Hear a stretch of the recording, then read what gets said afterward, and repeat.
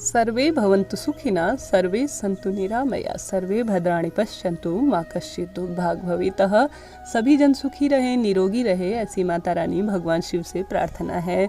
जीवन में जब कोई आपका मन दुखाए, बहुत अधिक तकलीफ़ें मिले, मनोकामना पूर्ण न हो रही हो, तो ईश्वर का यह संकेत आप सभी को ध्यान रखना चाहिए।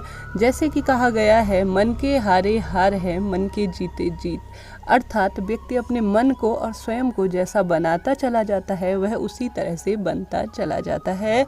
मन ही है जो हर एक बात पर दुखी होता है, हर एक बात पर क्रोधित होता है, हर एक बात पर सुखी रहता है। ऐसे में ईश्वर कहते हैं, मन आप अपने जीवन की दिशा को जिस तरह से मोड़ेंगे, जिस तरह से खुद को बनाएंगे, बहुत अधिक इच्छाएं आप रखेंगे, तो कहीं ना कहीं मन बहुत दुखी है रहेगा। जीवन में कई लोग हैं जो कई छोटी छोटी बुनियादी ज़रूरतों के लिए तरस रहे हैं, परंतु हमें ईश्वर हमारी मनोकामना किसी न किसी तरह से, किसी न किसी रूप में पूर्ण करता है।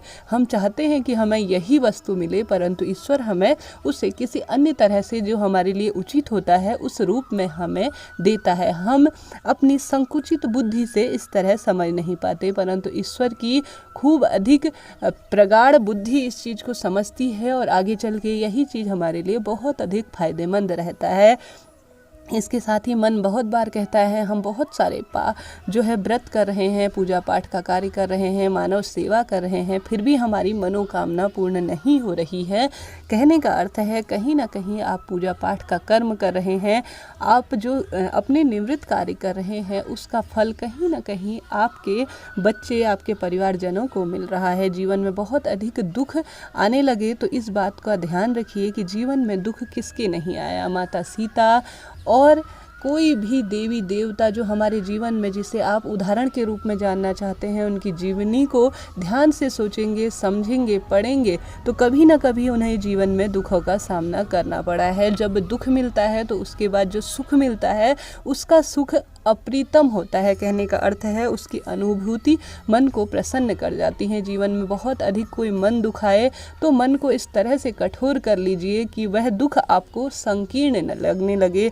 जब आपको लगे कि यह समय अब मैं कैसे काटूँ, यह तकलीफ़ जो है बहुत भारी है, तब उस समय पर थोड़ा स्थिर हो जाए, अपनी क्रोध को कंट्रोल रखें, अपनी मन की जो आपके अंदर बहुत अधिक भावनाएं चल रही हैं, उनको 1 मिनट के लिए स्थिर रख दीजिए और ईश्वर पर ध्यान केंद्रित करने का प्रयास करें। समय कैसा भी हो, वह कटता जरूर है और उसके बाद सुख की कहीं ना कहीं प्रकाश की किरणें दिखती चली जाती हैं। इसके साथ ही जीवन में मनोकामना पूर्ण न हो रही हो, परिवार में बहुत अधिक दुख आ रहे हो, कहीं ना कहीं कुछ न कुछ परेशानियों का सामना करना पड़ रहा हो, कोई इस तरह से मन दुखाए, तो ध्यान रखना, ईश्वर ने हमें और हमारे बच्चे और हमारे परिवार के प्रत्येक जीवन के किसी भी सदस्य को धरती पर भेजा है तो कुछ न कुछ सोच के भेजा होगा, कुछ न कुछ उसके भाग्य की रेखाएं लिखी होंगी।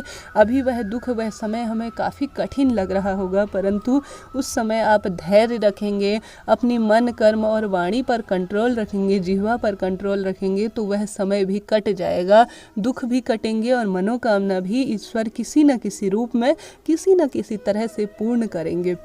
बस विश्वास रखिए अपने ऊपर वाले के ऊपर, अपने इष्ट देवता के ऊपर। हमारे इष्ट कहते हैं, तो निरंतर मेरी भक्ति कर, कर्म प्रधान रहे, अर्थात कर्म की दिशा में निरंतर आगे बढ़ और कही सुनी बातों को अलग रख दे। मन में जिस तरह का तू सोचेगा, तो स्वयं उसी तरह का बन जाएगा।